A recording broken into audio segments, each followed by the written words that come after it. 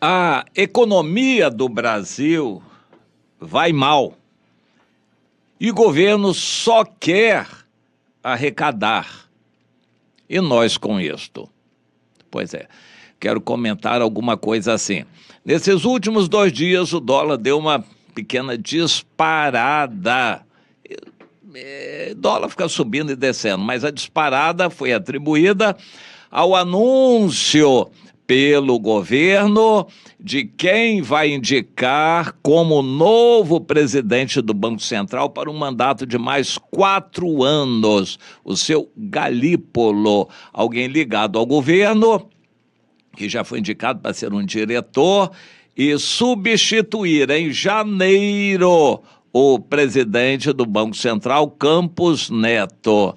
Esse Campos Neto foi colocado pelo Bolsonaro e a finalidade do Banco Central é basicamente estabelecer as taxas básicas de juros, a Selic, e estabilizar a moeda.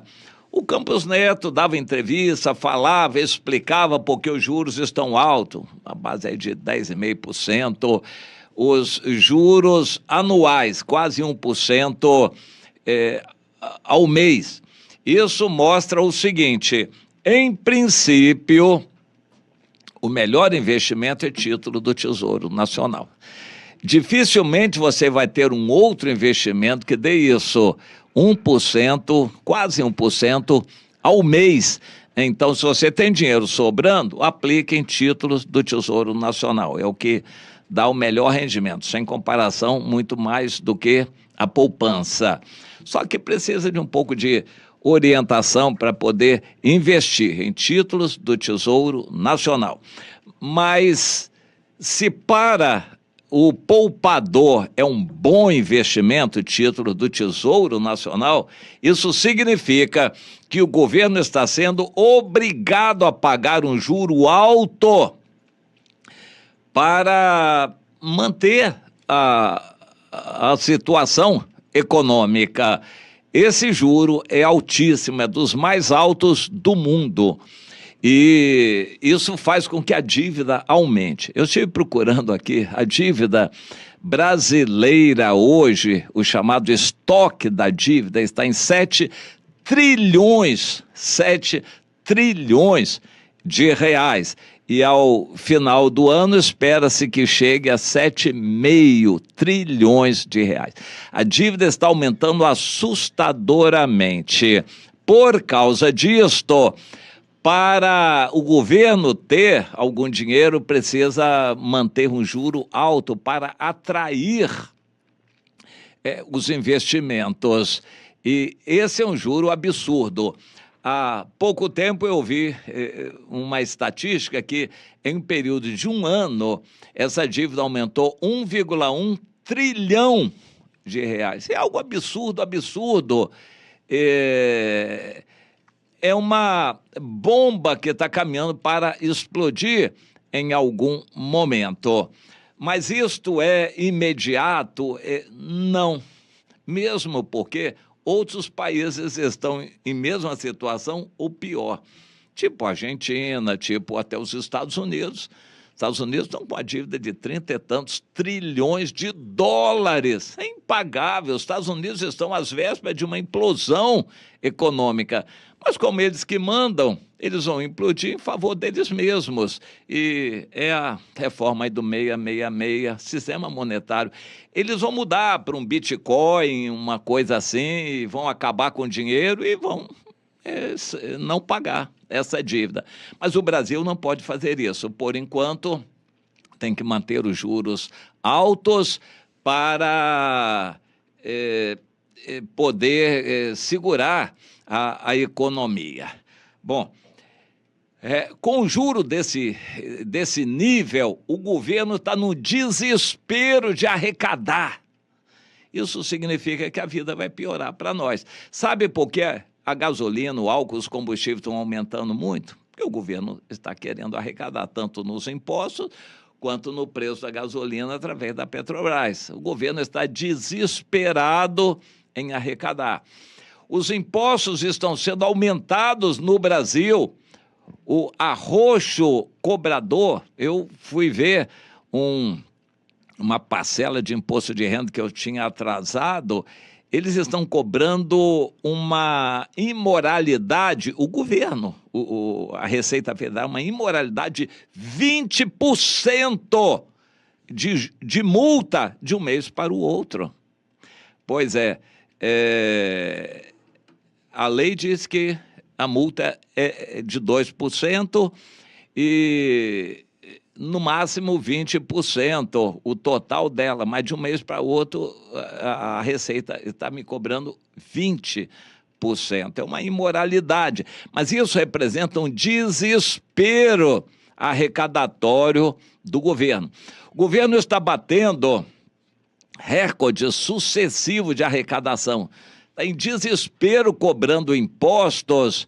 E mês de julho, por exemplo, o último mês mencionado foi de 231 bilhões de reais a arrecadação.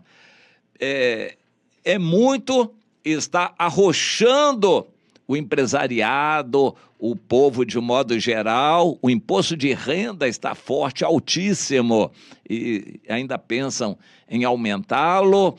E a reforma tributária, o governo fez uma reforma tributária, na verdade, mudou para poder aumentar a carga tributária e conseguiu colocar o Brasil em primeiro lugar, a maior carga tributária do mundo. A reforma tributária ainda não entrou em vigor, mas já está nos finalmente, e quando entrar em vigor, vai chegar a 28% de IVA, só do IVA. O maior imposto do mundo. Foi feito um levantamento entre 40 e 50 países, os maiores. Os países menores não fazem diferença.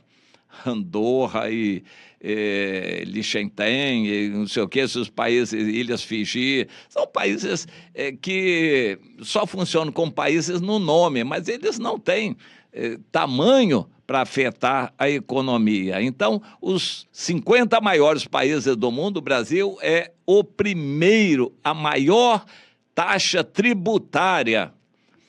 Bem, nós vamos sentir isso de um jeito ou de outro em algum momento. E o governo sabe que não pode aliviar a mão. Nós estamos numa situação de Salomão. O povo foi pedir, alivia a carga tributária, e ele disse, olha, o Roboão, não dá. O meu dedo mínimo é mais grosso do que os lombos de meu pai, eu vou ter que arrochar mais ainda a carga tributária. Hoje já é, de modo geral, cerca de 40% de tudo que se produz. É algo inimaginável em um país decente, um país estabilizado. Mas o Brasil está assim e não está dando. E o governo quer mais. E tem que arrecadar mais para não só pagar os serviços, os juros da dívida, mas tem que arrecadar mais para poder fazer alguma coisa social. Dar uma Bolsa Família, dar um benefício aqui, ajudar as vítimas da enchente lá, daqui a pouco vão ajudar as pobres vítimas do fogo, e o governo quer fazer algo social, então precisa de dinheiro. Quem vai pagar por isso? Principalmente a classe média, que já está pagando. Salários vão ser apertados. O governo está estudando reduzir a aposentadoria, ou seja, quem ganha mais com salário mínimo tem que vai ganhar menos, e por aí afora os salários serão achatados. Hoje o salário médio no Brasil é por volta de 2 salários mínimos, digamos assim. E tudo isso vai ser achatado. Os impostos mais altos, os gêneros vão ficar mais caros, a inflação vai subir um pouquinho, taxa de juros vai ter que ser aumentada para segurar a inflação, e o Brasil não está às vésperas de uma explosão, segundo o conceito monetário, mas essa é uma situação que nos deixa desconfortáveis. Mas eu quero perguntar, e nós daí com isso? Nós vamos mudar? Não vamos mudar. E você vai botar uma loja na rua? Eu aconselho a não pôr, porque é tanto fiscal que vai vir em cima, é tanto ladrão, pedinte, bandido, cracudo que vai ficar na frente da porta da loja, você não vai conseguir vender o suficiente para tirar o lucro. A internet está concorrendo com você. Procure outra coisa que fazer. É muito difícil. A não ser que seja uma área periférica, botar um salão de cabeleireiro, o barbeiro, uma oficina de moto, de bicicleta, um negócio desse tipo, pode ser que dê, dependendo do aluguel que você pague. Ainda assim, a legalização disso vai dar trabalho. A gente tem que se acostumar. Bem, e dentro da igreja, os dízimos vão diminuir, com toda certeza. O povo cada vez mais apertado. E a gente vai ter que se contentar com isso. Não dá para esbanjar nada na igreja. Nós temos que entender essa situação. Aí tem mais, em 1 Coríntios 9, o apóstolo Paulo diz, olha, Deus lembrou que não é para amordaçar a boca do boi quando debulha o grão. O obreiro que vive para a obra, dá o seu tempo integral, tem que comer, ele precisa receber. Só que eu acrescento, precisa trabalhar também.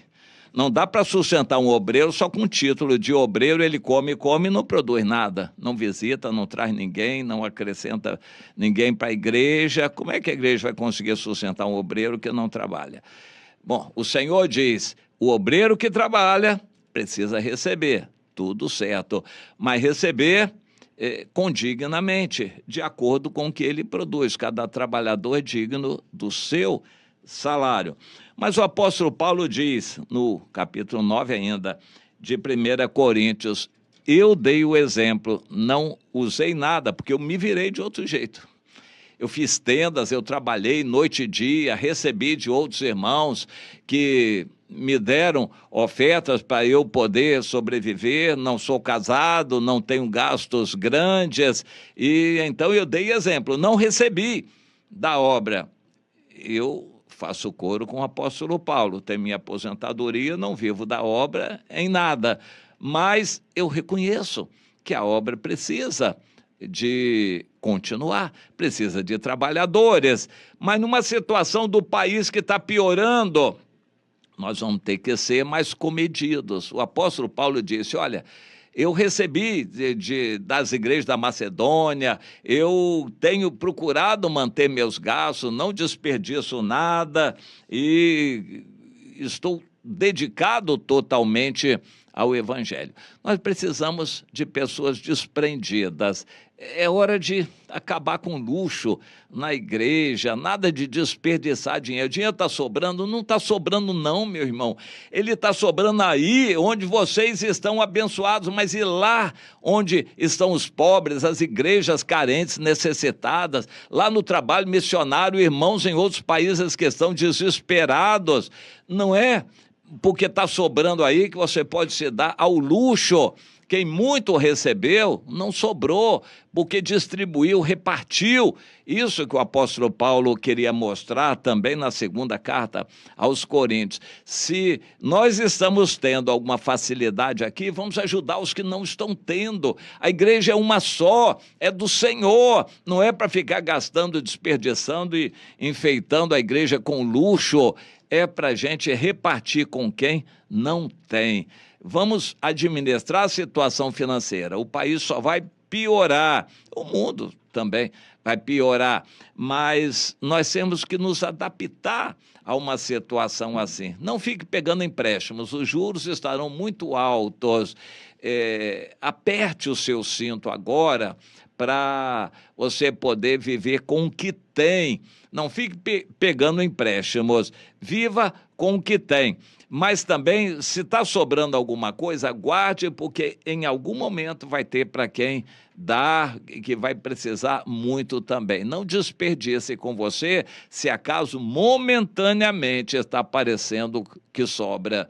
O dinheiro não sobra, se está sobrando aí é porque algum irmão está precisando dele. Entenda isso e vamos procurar acertar o nosso passo com a situação econômica para podermos exercitar o amor.